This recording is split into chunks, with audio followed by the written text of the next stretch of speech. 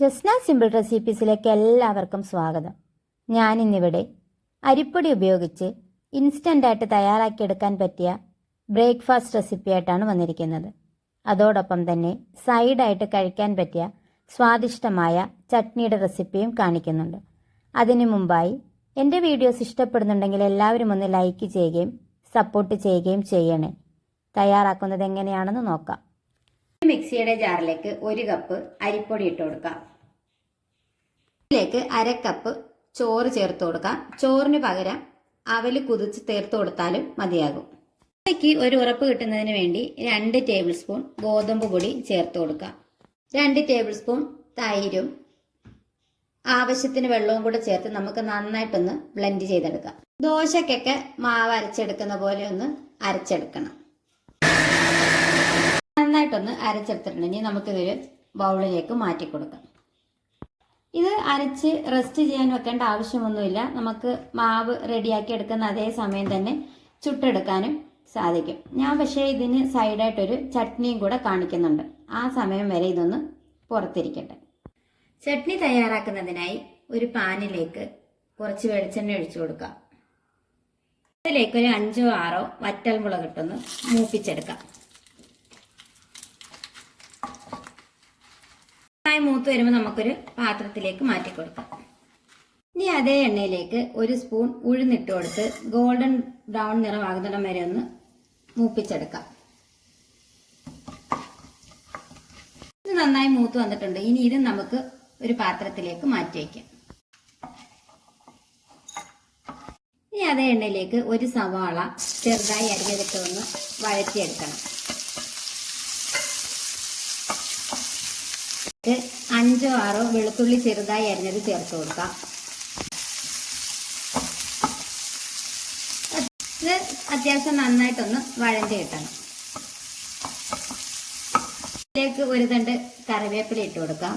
ഇപ്പം പുളിയും കൂടി ഇട്ട് കൊടുത്ത് നന്നായിട്ടൊന്ന് വഴറ്റിയെടുക്കാം.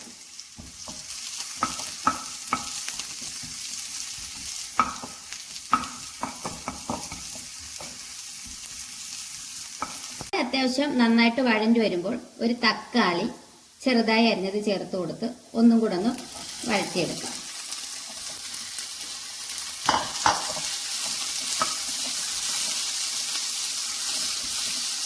തക്കാളി ഒന്ന് വഴഞ്ഞു വരുമ്പോൾ നമുക്കതിലേക്ക് കുറച്ച് മുളക് പൊടി ചേർത്ത് കൊടുക്കാം. കുറച്ച് മഞ്ഞപ്പൊടിയും കൂടി ചേർത്ത് കൊടുത്ത് നന്നായിട്ടൊന്ന് ആ പച്ചമണം മാറുന്ന വരെ ഒന്ന് വഴറ്റിയെടുക്കാം. മസാലയുടെ പച്ചമണമൊന്ന് മാറി വരുമ്പോൾ നമുക്ക് തീ ഓഫ് ചെയ്ത് തണുക്കാനായിട്ട് മാറ്റി വയ്ക്കാം. മിക്സിയുടെ ചെറിയ ജാറിലേക്ക് നമ്മൾ വറുത്ത് മാറ്റി വെച്ചിരിക്കുന്ന ഉഴുന്ന് പരിപ്പും വറ്റൽമുളകും ഇട്ട് കൊടുക്കാം. അതിലേക്ക് ഉള്ളിയുടെയും തക്കാളിയുടെയും മിക്സ് ഇട്ട് കൊടുക്കാം. അതിലേക്ക് 1 പിടി മല്ലിയിലയും കൂടെ ചേർത്ത് നമുക്ക് നന്നായിട്ടൊന്ന് അരച്ചെടുത്തിട്ട് വരാം. ചട്നി റെഡിയാക്കുന്നതിനായി ഒരു പാനിലേക്ക് അല്പം വെളിച്ചെണ്ണ ഒഴിച്ചു കൊടുക്കാം. അതിലേക്ക് നമ്മൾ അരച്ച് മാറ്റി വെച്ചിരിക്കുന്ന തക്കാളിയുടെ ഉള്ളിയുടെ എല്ലാം കൂടെ മിക്സ് ഇട്ട് കൊടുക്കാം. ഇളക്കി കൊടുക്കാം. പിന്നെ ഈ മിക്സിയിൽ അല്പം വെള്ളവും കൂടെ ഒഴിച്ച് ആ വെള്ളവും കൂടെ നമുക്ക് ഇതിലേക്ക് ചേർത്ത് കൊടുക്കാം.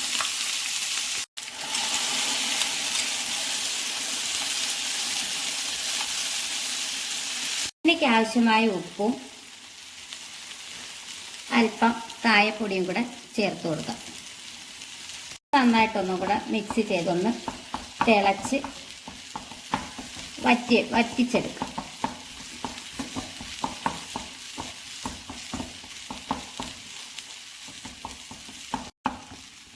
ചട്നി ഇവിടെ റെഡിയായി. ഇത് അപ്പത്തിൻ്റെയും ചോറിൻ്റെയും ദോശയുടെയൊക്കെ കൂടെ കൂട്ടി കഴിക്കാൻ പറ്റിയ നല്ലൊരു ചട്നിയാണ്.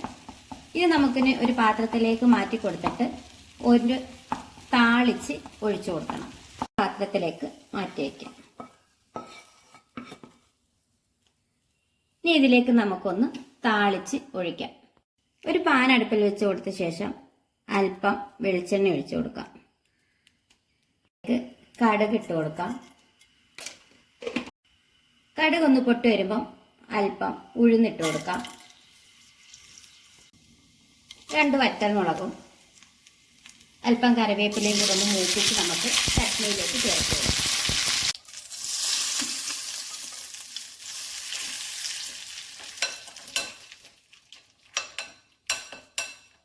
ഇനി നമുക്ക് ദോശ ഒന്ന് ചുട്ടെടുക്കാം. അതിനായി ആവശ്യത്തിന് ഉപ്പ് ചേർത്ത് കൊടുക്കാം.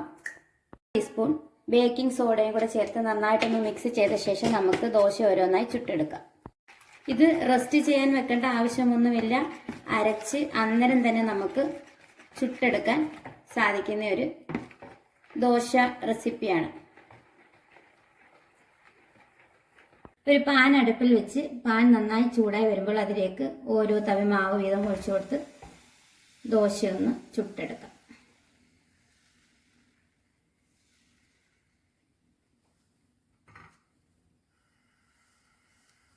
നല്ല സോഫ്റ്റ് ആയിട്ടുള്ളതും വളരെ പെട്ടെന്ന് തന്നെ നമുക്ക് ചുട്ടെടുക്കാനും സാധിക്കുന്ന ദോശ റെസിപ്പിയാണ്. ഇത് 2 സൈഡും വേണമെങ്കിൽ നമുക്ക് മൊരിച്ചെടുക്കാം, അല്ലെങ്കിൽ ഒരു സൈഡ് മൊരിച്ചെടുത്താലും മതിയാവും. ഒരു സൈഡ് നന്നായിട്ട് വെന്ത് വന്നിട്ടുണ്ട്. ഇത് നമുക്ക് പാനിൽ നിന്ന് മാറ്റി കൊടുക്കാം. അതുപോലെ നമുക്ക് ബാക്കിയുള്ളതും ചുട്ടെടുക്കാം.